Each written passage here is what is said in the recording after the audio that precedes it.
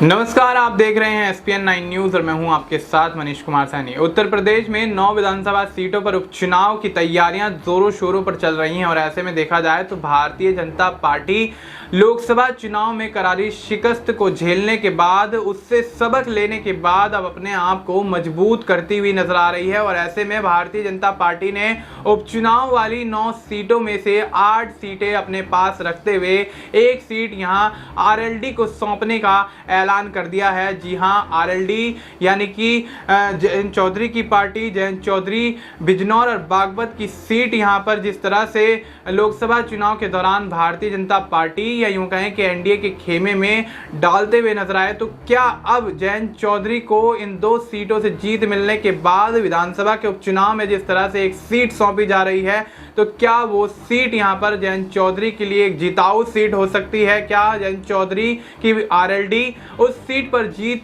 का यहां पर परचम लहराती हुई नजर आ सकती है? और जिस तरह से देखा जाए, संजय निषाद लंबे समय से उत्तर प्रदेश की राजनीतियों में सुर्खियों में बने हुए नजर आ रहे हैं। संजय निषाद ये मांग करते हुए नजर आए कि उनको एक सीट कम से कम यहां पर दे दी जाए, तो एक सीट वो जीत कर यहां पर भारतीय जनता पार्टी को दे देंगे। लेकिन भारतीय जनता पार्टी सिरे से नकारते हुए या यूं कहें कि इनडायरेक्टली उनको मना करते हुए नजर आई और साफ तौर पर यहां पर RLD को सीट सौंपने की बात कहती हुई नजर आई। लेकिन कहीं ना कहीं देखा जाए तो अखिलेश के पाले में जाने की संभावनाएं यहां संजय निषाद की जताई जा रही थी और अखिलेश ने फिलहाल 2 सीटें जिस तरह से रिजर्व कर रखी थी, लेकिन उन 2 सीटों पर भी कहीं ना कहीं कांग्रेस को चुनाव लड़वाने का ऐलान कर दिया। यहां तक कि 2 ही नहीं,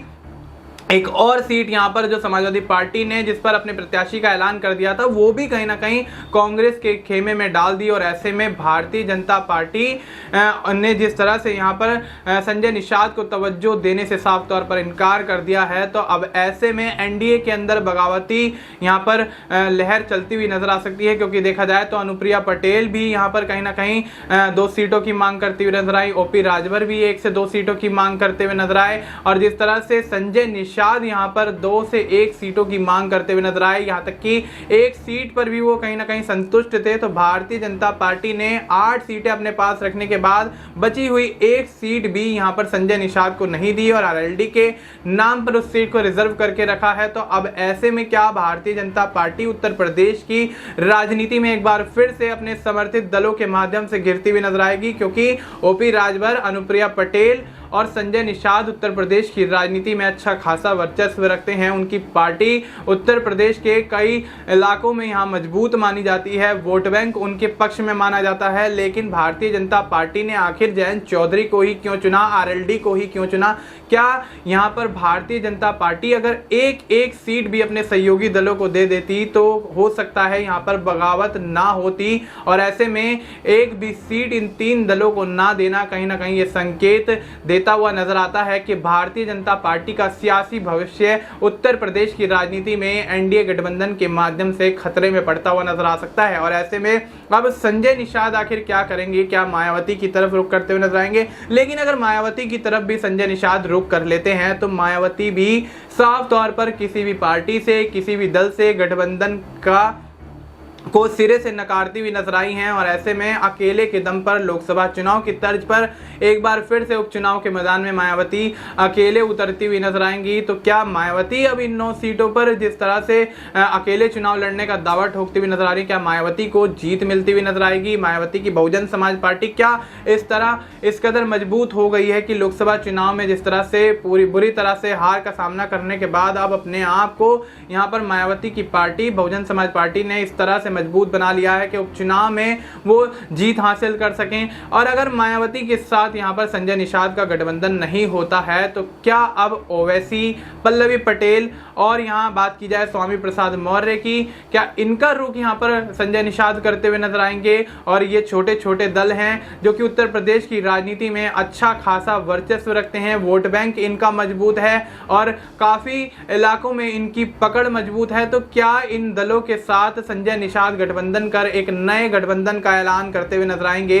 और ऐसे में अगर संजय निषाद इन दलों के साथ गठबंधन कर लेते हैं और 2 से 1 सीटें निकालने में भी कामयाब होते हैं तो क्या भारतीय जनता पार्टी को फिर पछतावा होता हुआ नजर आएगा। एनडीए के तमाम सहयोगी दल क्या संजय निषाद का रुख उसके बाद करते हुए नजर आएंगे, क्योंकि देखा जाए तो 2027 में उत्तर प्रदेश में विधानसभा का चुनाव भी होना है। तो क्या विधानसभा चुनाव को लेकर संजय निषाद भारतीय जनता पार्टी के खिलाफ बगावती सुर अपनाते हुए नजर आएंगे, बगावत छेड़ते हुए नजर आएंगे, क्योंकि जिस तरह से देखा गया लोकसभा चुनाव के दौरान भी कहीं ना कहीं भारतीय जनता पार्टी के सहयोगी दलों ने जो मांगे की थी वो भारतीय जनता पार्टी ने पूरी नहीं की, इसलिए एनडीए गठबंधन में फूट पड़ती हुई नजर आई और उस फूट का फायदा कहीं ना कहीं इंडिया गठबंधन को होता हुआ नजर आया, जिसमें कांग्रेस 6 सीटों पर उत्तर प्रदेश में जीत का परचम लहराती हुई नजर आई तो वहीं 37 सीटों पर जीत दर्ज करके उत्तर प्रदेश में सबसे बड़ी पार्टी समाजवादी पार्टी बनती हुई नजर आई। अखिलेश यादव का कद बढ़ता हुआ नजर आया। तो अब क्या संजय निषाद अब उसके बाद अगर यहाँ पर कहीं ना कहीं स्वामी प्रसाद मौर्य, असदुद्दीन ओवैसी और पल्लवी पटेल के साथ गठबंधन पर मोहर नहीं लगती है, चुनाव लड़ने पर मोहर नहीं लगती है, तो क्या अब उसके बाद आज़ाद का रुख करेंगे? वही आज़ाद जो नगीना लोकसभा सीट से बम्पर जीत हासिल करते हुए नजर आए, सांसद बनते हुए नजर आए। हालांकि 2 सीटों पर अपने प्रत्याशी उतारे थे, 1 सीट से खुद ही चुनाव लड़ते हुए नजर आए। चंद्रशेखर आज़ाद ने अपनी पार्टी को लोकसभा चुनाव के दौरान ही इस कदर मजबूत कर लिया है कि उत्तर प्रदेश की तमाम जनता अब उनका ही गुणगान करने लगी है। यहां तक कि देखा गया कि जिस तरह से नगीना लोकसभा सीट पर चंद्रशेखर आज़ाद की आज़ाद समाज पार्टी की जीत होती हुई नजर आई और जो उनके विरोधी कैंडिडेट थे वो कहीं ना कहीं बहुत ही ज्यादा आंकड़े से यहां पर उनसे फासला बनाते हुए नजर आए। तो अब स्थिति साफ है कि चंद्रशेखर आज़ाद भी उत्तर प्रदेश की राजनीति में एक मजबूत नेता के तौर पर उभरकर सामने आ रहे हैं। तो क्या इस मजबूत नेता का हाथ संजय निषाद थामते हुए नजर आएंगे? क्या संजय निषाद और आज़ाद गठबंधन करते हुए नजर आएंगे? और अगर ऐसा होता है तो क्या दलितों के वोट बैंक को साधने में यहां पर पूरी कोशिशें करते हुए नजर आएंगे? और अगर ऐसा होता है तो दलितों के वोट बैंक को साधते हुए क्या मायावती के वोट बैंक में सेंधमारी करेंगे और अखिलेश यादव के वोट बैंक में सेंधमारी करेंगे? क्योंकि मायावती और अखिलेश दोनों ही ऐसे नेता हैं जो कि कहीं ना कहीं उत्तर प्रदेश में दलितों, मुस्लिमों, वंचितों की राजनीति करते हुए नजर आते हैं, उनके हितैषी के रूप में देखे जाते हैं और तमाम वोट बैंक उनका इन पार्टियों की तरफ जाता हुआ नजर आता है। तो क्या लगता है कि अब यहाँ कहीं ना कहीं देखा जाए तो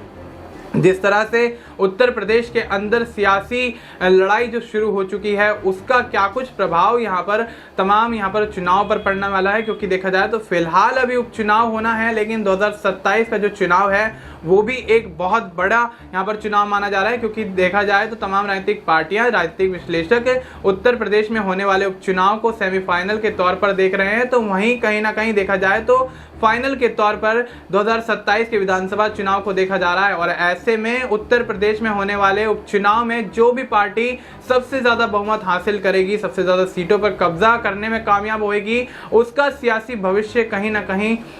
अब साफ होता हुआ नजर आएगा। और ऐसे में आने वाले 2027 के विधानसभा चुनाव में उस पार्टी का वर्चस्व उत्तर प्रदेश की राजनीति में बढ़ता हुआ नजर आएगा। तो क्या अब संजय निषाद को यहाँ आज़ाद के साथ गठबंधन कर लेना चाहिए या फिर नहीं? इस मुद्दे पर आपकी क्या कुछ राय है, आप हमें कमेंट करके बता सकते हैं। बाकी देश और दुनिया से जुड़ी तमाम जानकारी के लिए आप देखते रहिए SPN9 न्यूज़।